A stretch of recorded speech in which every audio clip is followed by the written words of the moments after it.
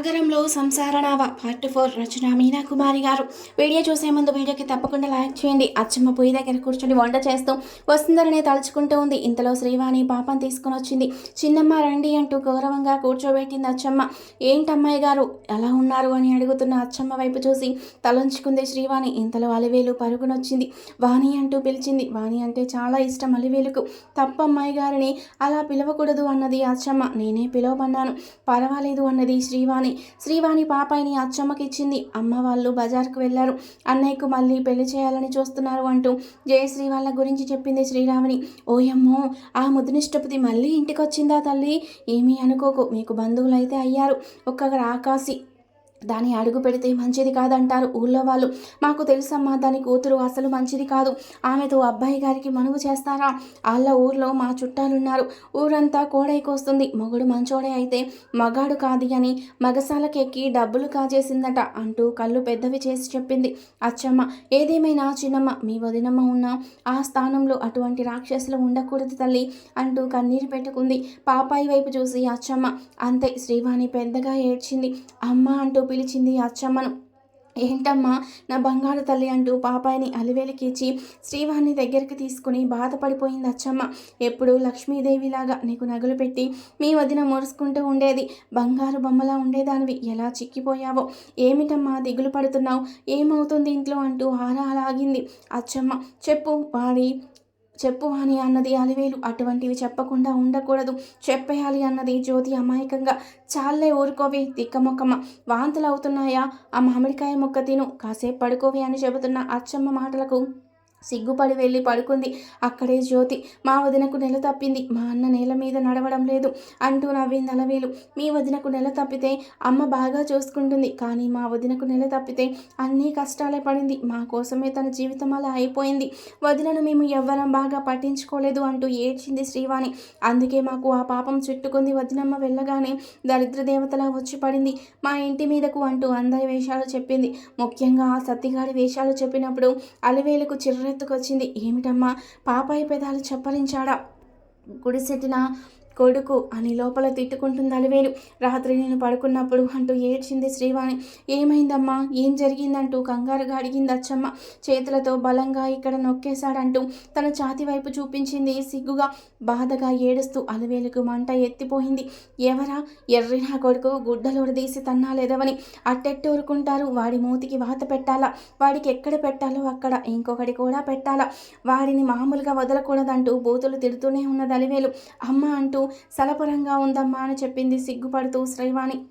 Jacket హుక్స్లు తీసి చూసింది అచ్చమ్మ. ఒక పక్కగా ఎర్రగా కమిలిపోయి ఉంది. వాడి చేతుల్లో నిప్పులు పోయా, వాడి చేతులు విరిగిపోను, వాడు నాశనమైపోను, ఏమైపోతాడో సుకుమారమైన పిల్ల శరీరం అంటూ అక్కడున్న తమలపాకుల చెట్టువి 2 ఆకులు తుంచి ఆముదంలో ముంచి వెంచబెట్టి ఛాతి మీద పెట్టి బాదమాకులతో కట్టేసింది అచ్చమ్మ. మీ అన్నయ్య ఏమి అనడా అన్నది అలివేలు కోపంగా చూస్తూ. పెద్దన్నయ్య వదిన చనిపోయే దగ్గర నుంచి ఒకలాగా అయిపోయాడు. చిన్నన్నయ్య లేకపోతే వాడి తాట వలిచేసేవాడు అంటూ బాధగా ఏడుస్తున్న శ్రీవాణి వైపు చూసి కళ్ళనీళ్లు పెట్టుకున్నారు అందరూ. బంగారం లాంటి ఇల్లు ఏమిటమ్మా, అనవసరమైన వాళ్ళందరినీ ఇంట్లో ఎలా చేరనిస్తుంది? మీ అమ్మ మనుషులకు ప్రేమల కన్నా డబ్బు జబ్బులు ఎక్కువ. మీ పెద్దింటి వాళ్ళకి ఏమీ అనుకోకు తల్లి, అందరూ అలా ఉంటారని కాదులే. ఏమిటో ఆ మనిషికి ఎప్పుడూ తెలియదు, ఇల్లు పట్టదు, ఎప్పుడు వీధి వ్యవహారాలు ఎక్కువ, మీ నాన్న గొప్పతనాలు ఎక్కువ. మీ పెద్దన్నయ్య మామూలుగా ఉంటే అలాంటి పనులు చేసినందుకు వాడిని అక్కడే విరగ్గొట్టేసేవాడు. అసలు శ్రీరాములంటే శాంతమూర్తి, ఏమీ కాదు. పొలాలలో ఒకసారి మేమంతా పని చేస్తుంటే ఒక పిల్ల మీద ఒకడు చెయ్యి వేస్తే వాడు చెయ్యి విరిచేశాడు అక్కడికక్కడే. చాలా భయం అందరికీ. మీ పెద్దన్నంటే అటువంటి అన్నలు ఉన్న చెల్లెలివి.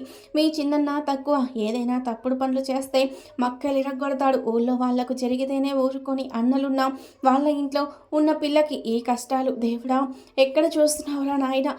అటువంటి అన్నలున్న చెల్లెలివి. ఊరంతా భయపడే తల్లిదండ్రులకు బిడ్డవు, నీకు పరిస్థితి ఏమిటి తల్లి? నీ మేనకోడలకు ఈ పరిస్థితి ఏమిటి అని బాధపడింది అచ్చమ్మ. అత్తమ్మ, నేను పైకి లెగనా అన్నది జ్యోతి.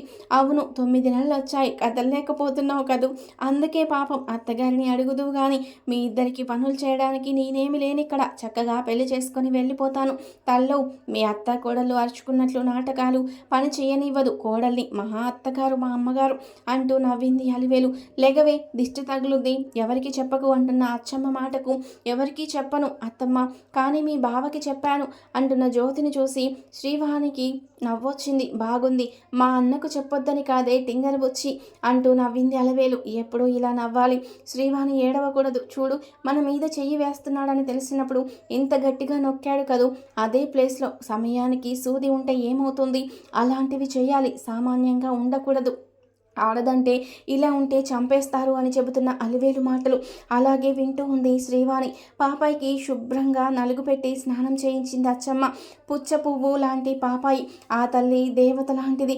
ఆ తల్లి కన్న బిడ్డకు ఈ పరిస్థితి ఏమిటి? ఎక్కడెక్కడి వారికి మంచి చెడ్డ చెబుతోంది ఆ తల్లి కన్న బిడ్డకు అంటూ బాధపడుతూ ఉన్నది అచ్చమ్మ. వదిన ఎంతో మంచిది, నాకెప్పుడు నగలు పెట్టి తను ఆనందపడేది. ఆడపిల్లలంటే ఎంత ప్రేమ వదినకు. అమ్మకంత చిరాకు, నాన్నకు అసలు పట్టదు. పెద్దన్నయ్య కూడా నేనంటే ప్రాణం, చిన్నన్నయ్యకు ఇష్టమే, కానీ కాలం కలిసిరాక ఇటువంటి కష్టాలు వచ్చాయంటూ బాధపడింది. ఇంటికి వెళ్ళడానికి భయంగా ఉందని చెప్పింది శ్రీవాణి. ఏమ్మా ఎందుకు అన్నది అచ్చమ్మ.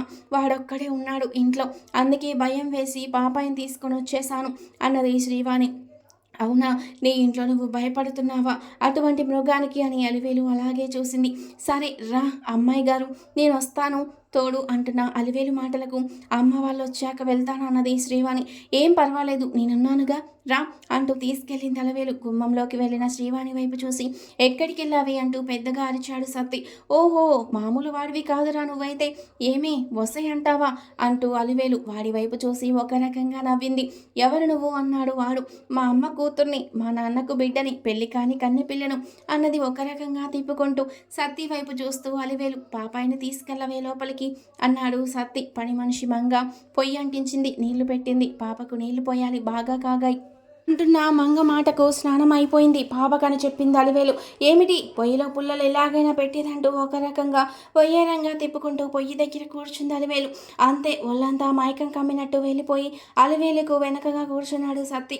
అలివేలు గమనించినట్లుగా పొయ్యిలో లావుపాటి కాలే కర్రను తీసి గబుక్కుమని వెనక్కి తిరిగినట్లుగా వాడి చేతులకు అయోమయంగా ఎక్కడ పడితే అక్కడ అంటించింది. నీ వెనక నేనున్నానని వాడు అనేలోపు కావాలని వాడి మూతికి తగిలేలా అంటించింది పుల్ల. మూతికి బాగా తగలడంతో లావుపాటి పెదాలు బాగా కాలాయి. అయ్యయ్యో అయ్యగారు, మీరు వెనకాలే ఉన్నారా? నేను చూసుకోలేదు. పొయ్యిలో పుల్లలు ఇలాగేనా పెట్టే రకంగా పెట్టాలి అంటూ తిప్పుకుంటూ ఉన్న అలివేలు వైపు చూసి కాలిన విషయం కూడా మార్చిపోయాడు సత్తి. బాగా కాలిందా అంటున్న అలివేలు వైపు చూసి లేదులే, ఏమి రాస్తే పోతుందో, వెన్నపూస రాయినా పెదాలకు అన్నది అలివేలు ఒక రకంగా. హా రాయి అన్నాడు ఆశగా. ఒక పక్క మండిపోతున్నా కూడా పొల్లు కొవ్వు దిగక వంటింట్లోకి వెళ్ళి మంగనడిగి కారం తీసుకొచ్చింది అలివేలు. సత్తికి బాగా దగ్గరకు వచ్చి కారం డబ్బా మూత తీసినట్లు తీసి గుప్పెటితో కారం పట్టుకొని, అయ్యో మంగ, వెన్నపూస డబ్బా ఇమ్మంటే కారం ఇచ్చావేమే అంటూ విసురుగా సత్తి ముఖాన బాగా దట్టంగా అల్లుకునేలాగా కారం వాడి ముఖాన పోసింది.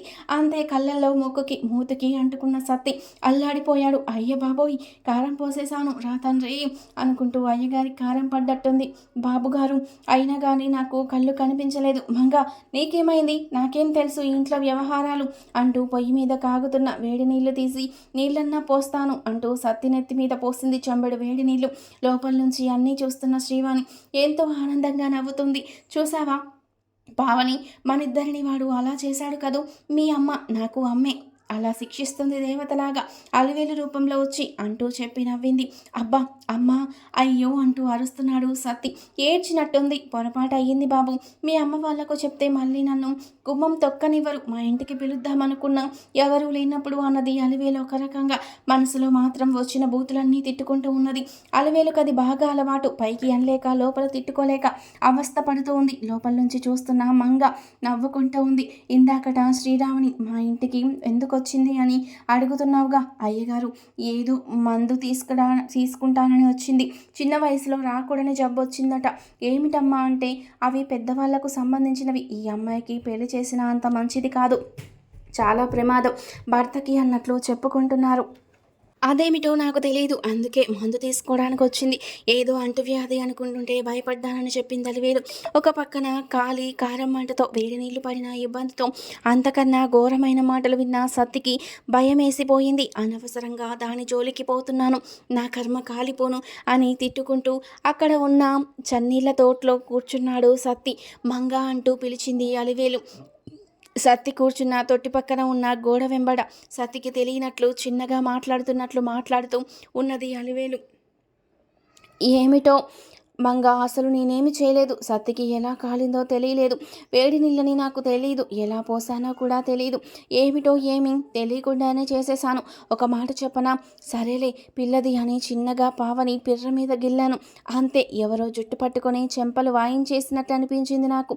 చెప్పాలంటే ఇప్పుడు కూడా ఒంట్లోకి ఏదో వచ్చి వెళ్ళినట్లు అనిపించింది. అమ్మో, వాళ్ళమ్మ దెయ్యమై తిరుగుతుంది మంగ, జాగ్రత్తగా ఉండు, చుట్టాలకు తెలియనివ్వద్దులే అని మంగకు చెబుతున్నట్లుగా అక్కడ చెబుతుంది అలివేలు. అక్కడ ఎవరూ లేరు. అమ్మో, జరిగిందంతా అందుకే నేను గమనించలేకపోయాను. దెయ్యం చేష్టలు చాలా స్పీడ్గా ఉంటాయి అంటారు పెద్దవాళ్ళు. ఆ మహాతల్లి దెయ్యమై తిరుగుతుందా ఈ ఇంట్లో? అందుకేనా నాకు ఒకదాని తర్వాత ఒకటి ఇన్ని దెబ్బలు తగిలాయి? అయ్యుండవచ్చు అనుకొని తొట్టిలో నీళ్ళలో కూడా నిలవలేక లోపలికి వెళ్ళిపోయాడు భయంతో. ఎదవ నా కొడక, చంటి పిల్ల జోలికి పోతావంట్రా? చెప్పులు దండ వేస్తానురా. ఇంటి ఆడపిల్ల మీద చెయ్యి వేస్తావా? చేతులకు కాలింది చాలిందాం. ఎదవ నా కుక్క. అమ్మో, బూతులన్నీ బయటకొస్తున్నాయి. పెద్దవాళ్ళు వచ్చే సమయం అయ్యింది. ఇక మనకు ఇక్కడ ఏం పని అనుకుంటూ వెళ్ళొస్తాను బాబుగారు అని చెప్పి తుర్రమని వెళ్ళిపోయింది అలివేలు. వీడియో చూసే ముందు ప్లీజ్ అండి ఈ వీడియోకి తప్పకుండా ఒక లైక్ చేయండి. ఆదిశేషయ్య కోపంగా కూర్చునున్నాడు. వసుదమ్మ కొన్ని రోజులుగా ఏ పని సరిగ్గా పట్టించుకోవడం లేదు. అందరితో పొడిగా మాట్లాడుతుంది. తన మనవరాలు కోసం దిగులు పడుతున్నట్లు తెలుస్తుంది. బయట వసారాలోనే చాప వేసుకుని దిండు కూడా లేకుండా అలాగే పడుకుంటుంది. ఏదో తింటుందో తినడం లేదో ఎవరికీ తెలియడం లేదు. పని మనిషి ఇంటి పనులు చూసుకుంటూ ఉంది. త్రిపుర ప్రైవేట్గా డిగ్రీ కట్టి పరీక్షలు రాసి అప్పుడే వచ్చింది ఇంట్లోకి. త్రిపుర కాస్త మజ్జిగ చేసి ఇవ్వు అంటూ కోపంగా అడుగుతున్నారు ఆదిశేషయ్య. అమ్మ, ఏమిటిది నీ మొండి పట్టు? ఇంత మొండిగా ఉండడం ఎప్పుడూ చూడలేదు. నువ్వేమో ఇక్కడ ఇలా ఉన్నావు. నీ అల్లుడు రెండో పెళ్ళికి ఉత్సాహపడుతున్నాడు. అప్పుడే నా అక్కను పొట్టన పెట్టుకున్నారు. ఆ రెండో పెళ్ళి ఎలా చేసుకుంటాడో నేను చూస్తాను. మామూలుగా అనుకుంటున్నాడు అంటున్న త్రిపుర మాటలకు పైకి లేచి కూర్చుంది వసుదమ్మ. పని మనిషి వచ్చి, చిన్నమ్మాయి గారు, మీ అమ్మగారు సరిగ్గా ఏమీ తినడం లేదు, మీరు ఏదంటే అది మాట్లాడకండి అని చిన్నగా చెప్పి వెళ్ళిపోయింది. దీనికి తగ్గట్టుగా ఆ పని మనిషి కూడా సరిపోయింది. ఏమిటో ప్రతిదానికి అమ్మగారు ఏమైపోతారో, అమ్మగారు పోతారేమో అన్నట్టు చెబుతుంది. పోయేవాళ్ళు పోతారు, అలా ఎందుకుంటారు? మొండి జగడంలాగా అంటూ తిట్టాడు ఆదిశేషయ్య. ఇన్ని సంవత్సరాలుగా ఈ ఇంట్లో కుక్కిన పెండ్ల పడి అందరికీ సేవ చేశాను. ఈనాడు నా మనవరాలు మీద బెంగతో ఏ పని చేయలేక పొయ్యి మీద పాలు పెట్టినా అన్నం పెట్టినా మాడి బొగ్గులైపోతున్నాయి. ధ్యాస లేని పనులు బయటకెళ్ళి ఏదైనా పని చేస్తుంటే ఒకటి చేయబోయి ఒకటి చేస్తూ అందరిలో నవ్వుల పాలవుతున్నాను. అందుకే ఇలా పడుకొని ఆకలేసినప్పుడు తింటూ, లేకపోతే అలాగే ఉంటుంటే అది కూడా తప్పుగా భావిస్తున్నారు. ఇన్నాళ్ళు చేసిన సేవలన్నీ ఏమైపోయాయి? ప్రతిరోజు ఈయనకు కాళ్ళు ఒత్తి నా చేతులు పత్తి చెట్టు కాడలాగా అయిపోయాయి. కొంచెమన్నా జ్ఞాపకం లేదా అని బాధపడిపోయింది వసుదమ్మ. ఈ వయసు వచ్చినా కావలసిన చోటుకి వెళ్ళొస్తూ ఉంటాడు. అల్లుడు వయసులో ఉన్నాడు. చంటి బిడ్డతో ఎలా పడతాడు? ఆ చంటి బిడ్డ రక్షణ కోసం ఆలి కావాలిగా మరి అన్నది కోపంగా వసుదమ్మ. బుద్ధి లేకుండా మాట్లాడేదానితో నీకు మాటలేంటమ్మా? చవటవాడు, వాడికి ఎవరో ఒకరు ఒక ఆడతోడు కావాలి, లేకపోతే పిరిగివాడు, అమ్మ వండిన అన్నం కూడా తినలేనివాడు అంటూ నోటికొచ్చినట్లు మాట్లాడారు ఆదిశేషయ్య. అచ్చమ్మ పొరుగు ఊరు వెళ్ళొచ్చింది. ఏమిటమ్మా, ఏ ఊరు వెళ్ళావే అన్నది అలివేలు. ఏమీ లేదే, నీ వదిన నీలోసుకుందిగా, దాని కడుపులో బిడ్డ ఎర్రగా ఉండాలి నీలాగా, నీ అందం దానికి రావాలి, మాలాగా నల్లగా ఉండకూడదు అంటున్న అలివేలు మాటలకు అయితే ఏం తెచ్చావు నీ కోడలికి అంటూ నవ్వింది అలివేలు. కుంకుమ పువ్వు బహు సువకగా దొమ్ముంది, ఆ నరసమ్మ దగ్గరికి వెళ్ళొచ్చాను అన్నది అచ్చమ్మ. నాకెందుకో నువ్వు 2 పనులు చేసుకొచ్చావనిపిస్తుంది అన్నది అలివేలు. ఏమీ లేదులేవే అన్నది అచ్చమ్మ. ఒసై జ్యోతి, ఎక్కడున్నావే? కొంపదీసి నీళ్లు తేవడానికి వెళ్ళిందా ఏమిటి అన్నది అచ్చమ్మ. నీ కొడలు నీళ్ళు తెచ్చి తట్టి నిండా పోసింది, నాకు ఈపు రుద్ది స్నానం చేయించింది అన్నది అలివేలు మూతి 3 వంకర్లు తిప్పి. ఏమిటే సోద్యం, అది నీళ్లు పోస్తుంటే ఎలా ఊరుకున్నావు అన్నది అచ్చమ్మ. నువ్వే కదా కడుపుతో ఉన్నవాళ్ళు పని చేయకపోతే సోంబేరి వాళ్ళు పడతారని చెప్పావు కదా పక్కింటక్కకు అన్నది అలివేలు నవ్వుతూ. అయ్యో కర్మ, అది పక్కింటి అమ్మాయికి చెప్పాను అలా, నిజంగా తొట్టి నిండా నీళ్లు పోసిందా బిడ్డ అన్నది అచ్చమ్మ. మీ అయ్య చెల్లెళ్ళు కూతురు నా ప్రాణాలు తీస్తాడు, అలా ఎందుకు చేయించావంటూ కసుక్కున లేచింది అచ్చమ్మ. మా అయ్య ఏమీ అనడు, నువ్వే నెత్తి మీద పెట్టుకుంటున్నావు అంటూ నవ్వింది అలివేలు. నువ్వు వెళ్ళినప్పుడు లోపలికి వెళ్ళారు నీ కొడుకు కోడలు, వండుంచితే అన్న వచ్చి అన్నాలు లోపలికి తీసుకెళ్ళిపోయాడు. ఇంతవరకు బయటికి రావడం లేదు. అల్లకు ఊసులేమిటో గుసగుస ఏమీ వినిపించవు. అంటూ అలివేలు వైపు చూసి జ్యోతి అంటూ పిలిచాడు అచ్చమ్మ. ఏంటత్తమ్మ అంటూ వచ్చింది జ్యోతి. ఏమిట్రా నరసింహం, పెళ్లి కావాల్సిన చెల్లెలు ఇంటి ముందర ఉన్నది అన్న బుద్ధి లేకుండా అలాగేనా ఉండేదంటూ మందలించింది. అయ్యో కర్మ, నేనేం చేయలేదే, నా ఊపు మీద తేనెటీగలు కుట్టాయి 2. ఆ ముళ్ళు తీయడానికి నన్ను పడుకోబెట్టి పొద్దున్నుండి ఇప్పటిదాకా ప్రయత్నిస్తూనే ఉంది. సూది గుచ్చాలంటే భయం అంటుంది, ఏడుస్తూ ఉంది.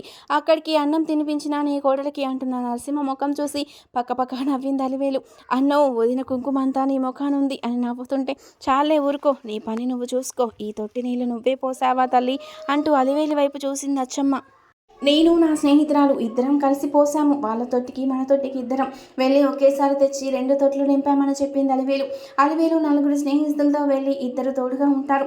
మిగిలిన 2 ఆ 4 ఇళ్లలో తొట్టెలు నింపేస్తూ ఉంటారు. అలా తెలివిగా సులువుగా చేసుకుంటారు పనులు. ఈరోజు అలివేలు తన స్నేహితురాలు ఒక్కదానితోనే వెళ్ళింది. దేవరాని భర్తతో మాట్లాడింది. నిన్న చెబుతుంటే మౌనంగా ఉన్నాడు. నీ పెద్ద కొడుకు ఇటువంటప్పుడే తాళి కట్టించాలి, లేకపోతే వాడు మళ్ళీ పెళ్లి చేసుకోవడానికి చెప్పడంతో భూషణం కూడా శ్రద్ధగా పంతుల్ని పిలిపించాడు. పంతులొచ్చాడు. పెట్టుడు లగ్గం ఉంది, పెట్టేస్తాను, మీరు కావాలంటే అన్నాడు.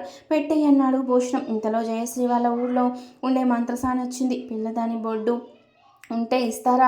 అక్కడ బిడ్డలు లేక 2 తల్లులు అల్లాడుతున్నారు. ఇక్కడ పిల్లలు పుట్టిన వాళ్ళు ఇల్లు తెలుసుకొని బొడ్డులు తీసుకెళ్తామని వచ్చాను. ఎండిపోయిన బొడ్డు ఉందా అంటూ వచ్చింది. అక్కడే ఉన్న శుభ వైపు చూసింది. ఏమ్మా బుద్ధి లేదా? కడుపు తీయించుకుంటివి, డబ్బులన్నా ఇయ్యకుండా పోతివి, హడావిడిగా ఊరిపోవాలని వచ్చిరి. మీ అమ్మ నీకన్నా మాయలాడి అంటూ తిడుతూ ఉంది. అదేమిటి అన్నట్టు కోపంగా చూశాడు భూషణం. దేవరాని కూడా చాలా కోపంగా చూసింది జయశ్రీ వైపు. అది అంటూ నసిగింది జయశ్రీ. అయ్యగారు, నేను ఊరికే నోరు తెరవను, పెద్దల ముందు ఇలా మాట్లాడగలదు కానీ నా కడుపు కొడితే నాకు మంట. ఇదిగో ఈ శుభ అమ్మకు కడుపు తీయించాలి అని చెప్పి నాతో ఆ పని చేయించుకొని వచ్చింది. ఊళ్ళోనేమో మొగుడు మగాడు కాదని చాటింపేసింది. కోర్టు కేసు వాళ్ళ ఆస్తులు సగం లాగారు. ఈ తల్లి కూతుర్లు వచ్చిన కడుపు వల్ల అటు వాళ్లకు తెలిసిపోతుంది. ఇక్కడ తిష్ట వేయడానికి కుదరదని చెప్పి నా దగ్గరికి వచ్చి మందు వాడింది. పని జరగాక పైసా ఇవ్వకుండా పోయారు. నా బిడ్డను నేను చదివించుకుంటున్నాను, అందుకు ఆశపడ్డాను బాబు అంటూ చెప్పింది. దీని మాటలు నమ్మకూడదు బాబు, ఎక్కడ చూసినా ఇలాగే మోసాలు చేయాలని వీళ్ళ అలవాటు. ఇక ఈవిడ గారు కొడుకున్నాడు, వాడు పెద్ద కుండాకోరు. ఇంట్లో ఉంటే అన్నీ గొడవలే. వైద్యం కోసం తల్లి కూతుర్లతో పాటు వాడు వచ్చాడు. నా కూతురు చెయ్యెట్టుకున్నాడంతే, ఎద్దులు కట్టే గంటలు దండ పెట్టి కొట్టాను. బాధ తేలిపోయింది ఎదవకని చెప్పింది మంతసాని. బండారం అంతా బయటపడింది. ముందు ఇక్కడి నుండి వెళ్ళిపోండి అని అంటుంటే నేను చెప్పేది వినన్నయ్యా అన్నది రాజశ్రీ. ఇంకాసేపు ఇక్కడే ఉంటే కొరడా తీసుకొస్తాను బయటకి అని ఎప్పుడైతే కోపంగా భూషణం అరిచాడు అప్పుడే తట్టాబుట్ట సర్దుకొని బయలుదేరారు ముగ్గురు. సత్తిపండు దయ్యం ఉందని భయపడిపోతున్నాడు. ఆ మాటలు శుభకి ముందే చెప్పాడు.